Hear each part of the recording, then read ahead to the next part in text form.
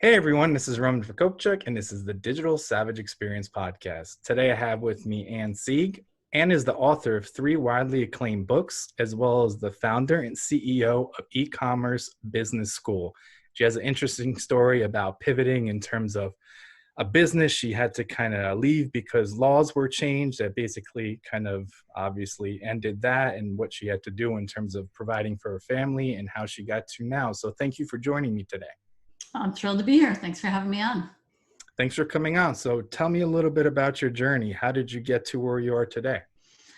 Well, as it relates to where I'm at today, so relative to, yes, owning e-commerce business school, I'm the chief marketer and I run the marketing department. It's my sweet spot. That's what I do. So in that context, I actually started when I was very young, 7 years old, went out into the neighborhood to sell my hand knitted Christmas bells that my grandma had taught me to knit. I've got 3 of them up on my bookshelf behind me. And I sold them 50 cents a piece and 3 for $1. So I even had a bundled offer.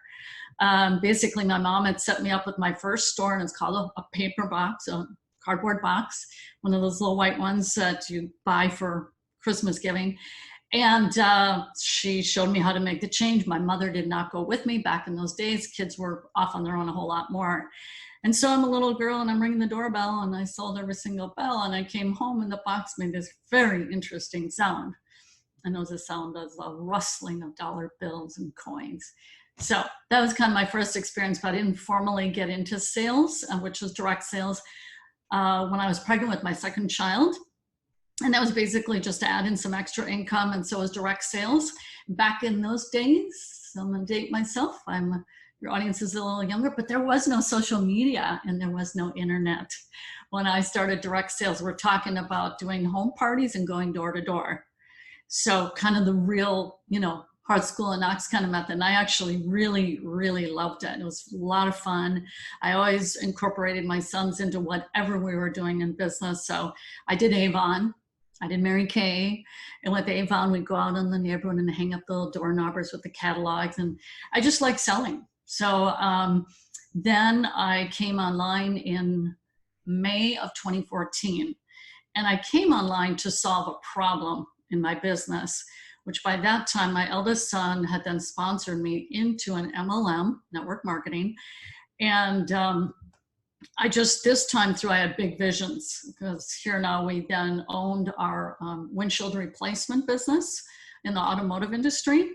And that basically put a roof over our heads and helped provide for the family. It was also homeschooling, but we also did real estate investment at that time.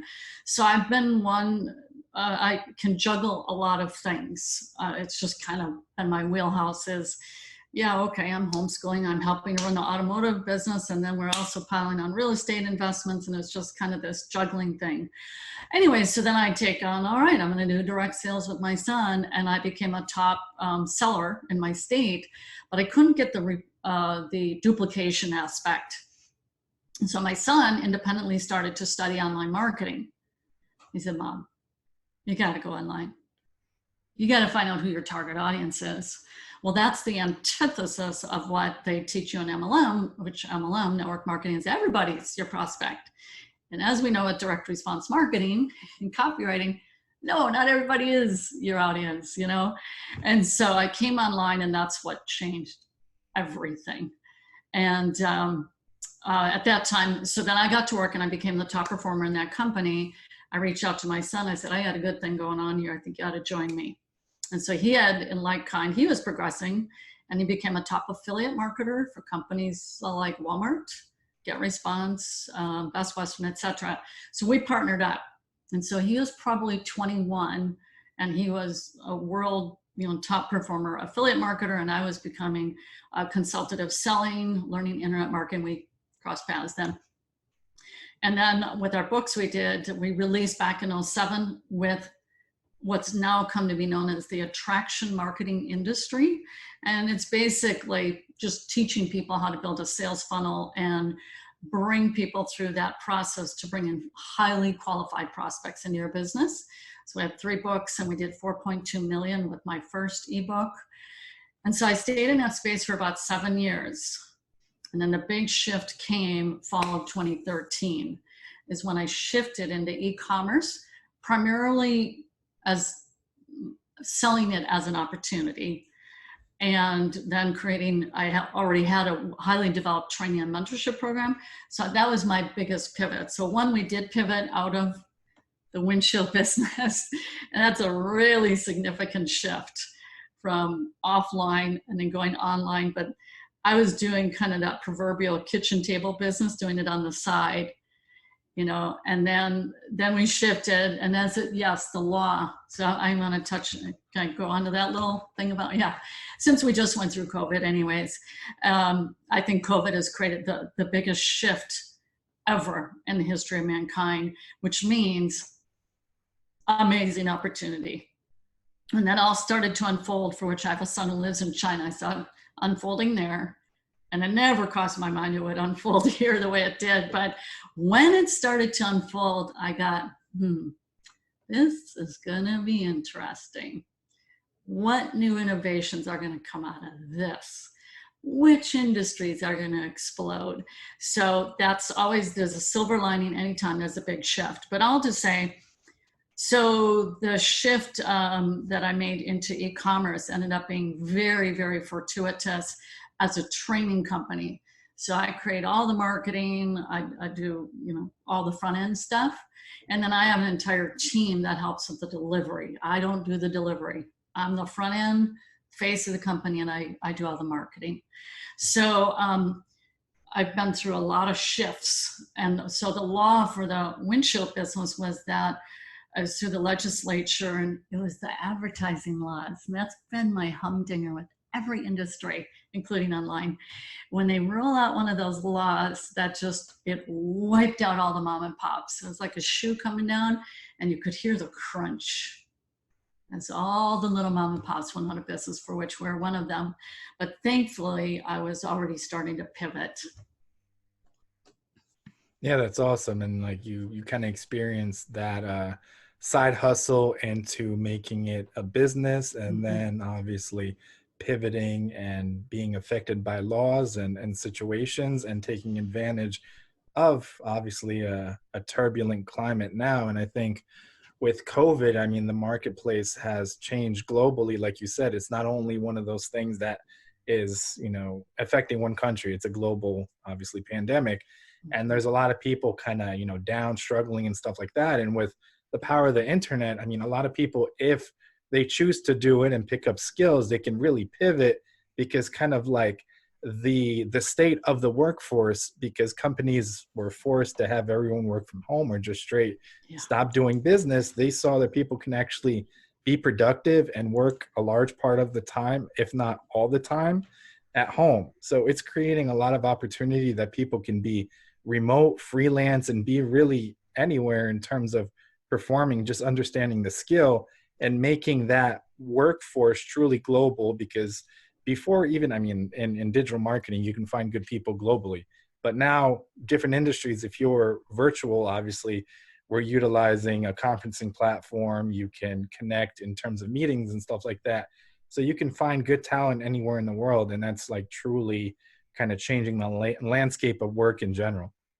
Very much. It's really created the globalization effect that Milton Friedman wrote about. The world is flat now more than ever. I mean, I've been online for 16 years now.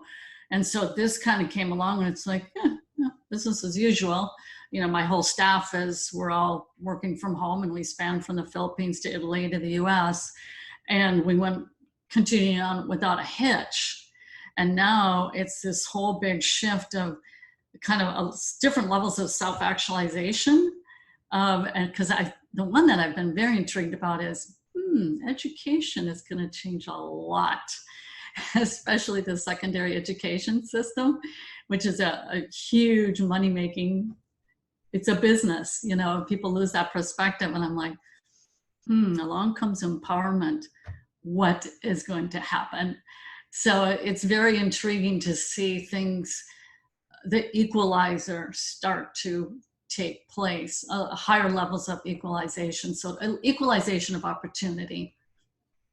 Yep. I mean, the internet delivers that, and it's ultimately the skills. And in 2020, like, I got into digital marketing because of the 2008, 2009 recession. I Mm. graduated college. I interned with the Secret Service my last Oh, semester, started applying, thought I was going to, be in some kind of, forensic role or something oh, federal, but everything in terms of state, local, and federal agencies froze hiring in terms of spending oh, any money. So I was applying and applying, couldn't find anything. And then an opportunity came along. I didn't know anything about digital marketing. I didn't know anything about SEO, which was what I started in, oh, or wasn't really big in terms of a big computer person. But I got into it out of necessity. And then over 12 years, really fell in love with it, ran with it, started an mm, agency, worked with Fortune 500 companies. So it's one of those things. If you have the passion for it, the information is freely out there. yeah. It's so empowering. I love it. I love the digital marketing space. That for a while there, I had an angst about it because I've been behind a computer for 16 years now. That, man, where's the true face-to-face relationships? And so we do a lot of events this year. It's been trimmed down a lot. We only did one, but I felt kind of anemic from that side of things. And yet and what's different is my relationships are all online. So my team, of course, we meet up, several times a day, and it's as though we are there together all the time. But it ended up being, I love the work behind it. That's for me. It's sales conversions is my huge passion, and it's kind of like a game. And when you win that game, it's really quite rewarding. So it's a lot of fun. But yeah, with the onset of COVID, it's just like this world just went from here to here in terms of the benefits and being so well positioned as a result, and especially now being in e-commerce, which is like a subset of the whole online space. It's just today's Wall Street Journal paper, 38% growth from Amazon. They're crushing it. So it's just like, man, I finally landed in the lucky bucket. So, anyways, I just encourage people. The online space is just so incredibly huge and vast. Lots of skill sets involved, no doubt, but well worth learning. Yeah, I mean, trends change. You can't see, unforeseen things like, this whole global situation. And I think with Amazon, I don't know. I think like their total e-commerce, I think grew by like 10%. So it really like hyper propelled. I don't even Yes. know how many years it would have taken to All get to that right. percentile, but I mean, at least in my opinion, a few years. But this whole thing where people need goods online because they have to social distance or they're quarantine, and it's basically created this, forced ecosystem that now we have to kind of adapt to. Yeah, it's been crazy. Their growth was so big, they created a spillage where people got frustrated. Prime, yeah, that expectation, 2 days, not so much during COVID. It got extenuated for a lot of situations, and they only accepted so many categories, 5 categories into their warehouses because they were deluged. So what hyper growth it gave them was that 4 years worth? I don't know, but it was huge. My sellers were happy day. It was exceeding Q4 results. Yeah, that's interesting because I mean, personal experience, I don't use Wish a lot, but I have used it. So in terms of kind of buying behavior, so what I purchased on Wish last, and I don't know if I'm going to ever use it because of this experience, it wasn't coming from a local, fulfillment center. It was coming Mm. from China. So I Oh, ordered this thing like first week of April. I literally got it like a week and a half ago. So it's one of those things like, do I really want to spend, let's yeah, say 50, $60 less, but get it 4 months later yeah. past what it was like a light jacket. So now it's not even Oh, applicable. It's, right. it's really hot out. So it's like you said, if people have a poor experience, they'll go somewhere else. And now ultimately they'll go somewhere else online. Yeah, definitely. Yeah, the buying behaviors have definitely, it's not as though they adapted briefly.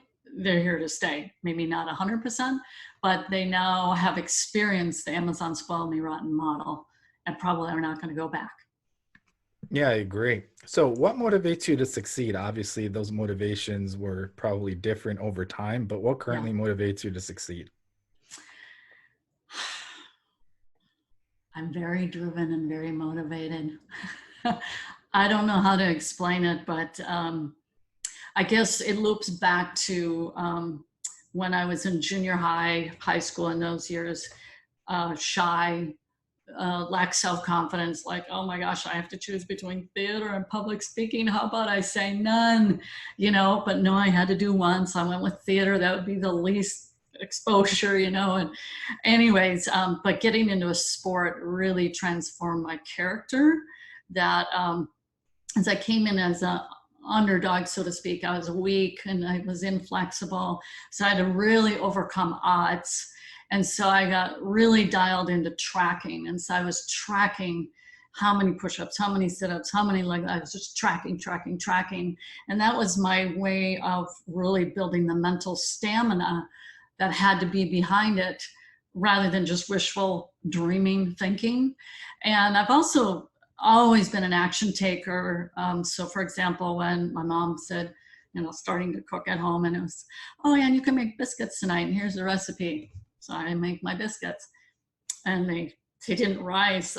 Did you read all the instructions there and recipe on? Nope. And so I miss the baking soda. I take action, and I like taking action. I like just slinging that axe and taking the action. But it was really those foundational years in sports. And then I became a coach for 15 years, was super mega internal discipline, just extreme mental discipline. Like my mom wasn't going to cart me around all my lessons. I rode my bike. I bought my own bike. I would ride 8 to 9, the proverbial story. I would ride my bike 9 miles to go do my workout, and I'd ride my bike back, which for some people that would have been their workout. It's just that bike ride. For me, no, I'd work out for 3 hours and then I'd ride my bike back because I wanted it so badly. And so basically it's just like a fire. And granted, you're right, different motivations. So the first was when I was coming online, I wanted to get my husband home. And so that was just it. That was my rallying cry. And I think people need that rallying cry. I'm marching up the hill and I'm going to throw this flag down because I want to XYZ. And so it was that. But, I've taken the online test through, what is it called? Here, I've got the name written down. Born to Build assessment. Born to Build. It's a book. And so I came out as Rainmaker, and I'm like, well, that sounds about right, because it's kind of the thrill of the chase, just like when I wanted to learn a bar skill, but I lacked the strength. I thought, well, I got to reverse engineer this. This is silly for me. Who do I think I am? I'm going to just jump up on the bars and do a kip or whatever the skill is. So I had to think logically and break it down into steps that, well, I'm lacking the ab strength, I'm lacking this. Okay, so I'm going to go and build those up. Then it can be reasonably expected for me to learn the skill set because I've come to the table more equipped. So instead of like, well, giving up, was I just kind of figured it out. What were those prerequisites that I needed to have in order to be successful with that? And that's how I look with online marketing. There's a lot of skill sets involved, and I had to develop them. But the thrill, it's just, so that, like right now, we're really poised for some massive growth with an application funnel we have that right now our biggest challenge is not getting the sales reps fast enough to fit a growth trend, But it's this intrigue of making things work, and then how disappointing it would be to not push through all the way and see how far you can go. Like, why only go halfway? So that's a big part. It's that thrill. So when I love to watch sports, like the guys who climb the cliffs and the mountains, I can relate. And they say, now I want to go climb another one. It's that endorphin kick. No, it's not solely that. Of course, I want the benefit of doing the sales, having the profits and, lifestyle, etc. But I think intrinsically, a lot of it is the chase. Like, how can I get my optimizations higher? How can my conversion rates? It's fun. I love studying the data and go, like, there's a weak spot here. I think we can strengthen this part. It's I don't say it's like a puzzle, but it's a lot of that part, and knowing that you can do it is very intriguing. And I really enjoy that aspect of it. Yeah, I mean, you definitely have to be passionate and kind of driven about what you're doing. Obviously, there's people that are in roles and positions where it's just kind of a paycheck and they're kind of miserable. But with digital marketing, at least from my perspective, I think obviously it's a lot about psychology. So that interests me and keeps me interested. And like you said, kind of connecting the dots or looking at a competitor, like they're taking off. What are they doing? What is this person doing? Kind of like doing like forensic digital marketing and Mm-hmm. reverse engineering Yep. that and making it better and doing competitive research and just kind of connecting the dots. Obviously, I have things like session recordings and heat maps in terms of like conversion rate optimization to Mm-hmm. really like get the best possible. And it's rewarding when you get like a big lead, something comes in that's like 6 7 figures. Sometimes when some of the industries I worked with, legal industry, like eight figures, close to 9 figure, like verdict, like crazy stuff. And like it's cool to think that you helped bring that about, and obviously you impacted other people's livelihoods through that as well. Yeah, absolutely. I mean, that's kind of awe inspiring. Like I have this team, and you go to a whole nother level when it's just a solopreneur, and it goes, okay, they have their house and their car and their, because of my actions, it's a whole different ball game. And because I'll sometimes marvel when people will maybe complain about they have to go out and, strike out a living for themselves. I'm like, yeah, try you being the main breadwinner for an entire team. Check that one out. And maybe you'll play a bigger game when you have to do that. And you learn to, I mean, you think you sacrifice at a family level. And so it's a whole nother matter when you got a team and they're buttering their bread because of you showing up and doing what you can do the best to your ability. Yeah, I agree. So, what's one thing you may have seen as a weakness in yourself in the past that you've turned around and utilized as a strength today?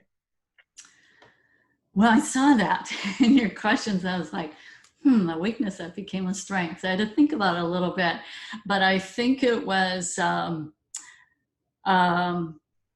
in my younger years, a sense of insecurity, lack of confidence.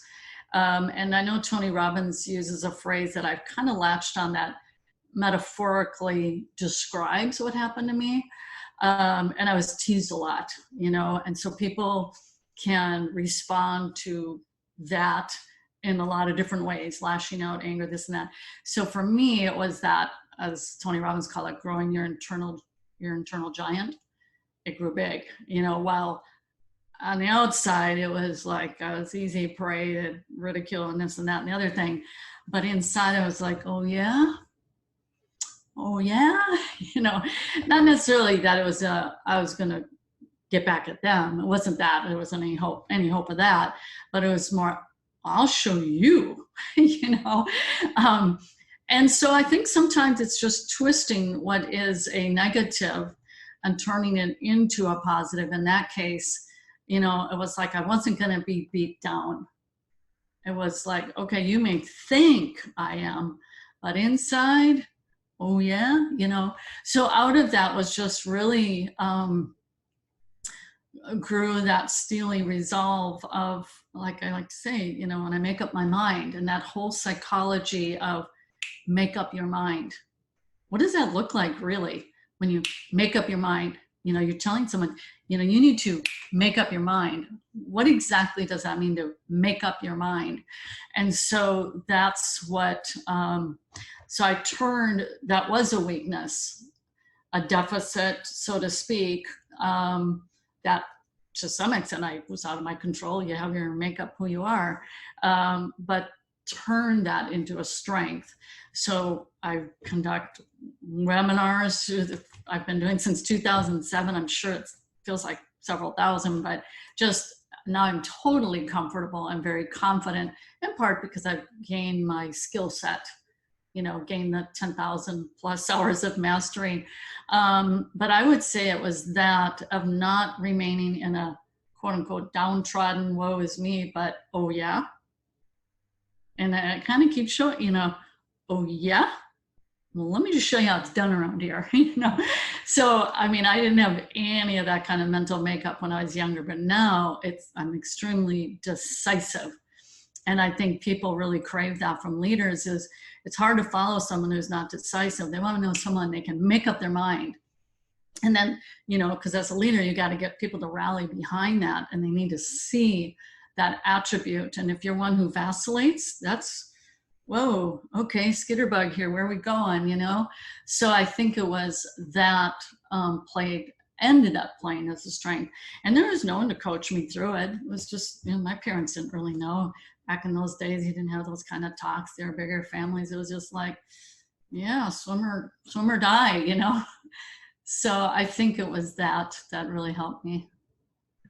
Yeah, and I think a lot of people obviously struggle with things in terms of insecurities and stuff like that, but they think it's just them. So kind of building through Mm, experiences and overcoming challenges kind of builds that over time, kind of develops that, I guess, emotional IQ per se, and mhm. strengthens themselves inside. I mean, on a lot of episodes I've said, ultimately it's a you versus you battle, and you have to get yourself Yeah, to a point and get yourself out of your own head. And oftentimes you're the biggest hurdle to whatever you want to achieve. 100% agreed. I mean, you can do so much coaching and all, but I call it's just man up, you know, just buck up, and you have to dig into what's the real resolve of why you're doing what you're doing. Some people they'll last all of a day. Oh wow, that was your steely resolve, And so it's got to be just deep in the gut, burn that fire in the belly kind of feeling. Yeah, I agree. So, what's one piece of advice you can leave with the audience? You know, um, persistence and grit like determination. I have faced so many hurdles and challenges in the online space. So many. And I remember the first company I worked with, they said, Ann, you're going to need the skin as thick as a rhinoceros. And I was like, ooh, skin of a rhinoceros, you say? That doesn't sound like much fun. But it's like you're gonna get kicked down. Oh man, it's ad account shut down, just, stuff, both in the personal life and in your business life. Stuff is going to happen, and I always look at it as I can't cave every time something like this happens. What's business about, and the staying power. And so that staying power is what has allowed me to hit an obscene amount of hurdles. Now I will shore that up and say I think it really, really helps to have a coach or a mentor, because I mean, I've had some really dark moments and times in my business that I just have to lean onto someone. So my first online coach and mentor now works with me in my company. We've known each other 16 years. And it's tough to do this alone, and you're always got to be your own big rah-rah coach and all this.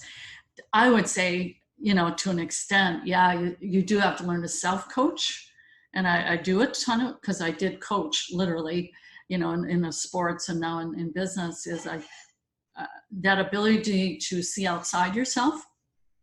And there you go again, you're slipping in that pattern again, and being able to think objectively about your behaviors and emotions, and step outside that and go, wait, whoa, I thought we had to talk about this. You're going to rein that in, that kind of stuff where you're going to self-coach. But having an external coach can really help. And just that steely grit-like determination, which you see in all these shows that you watch. And you're going to, I always tell people, write in your business plan, write it down, things are going to change. Think things haven't changed in 16 years being online?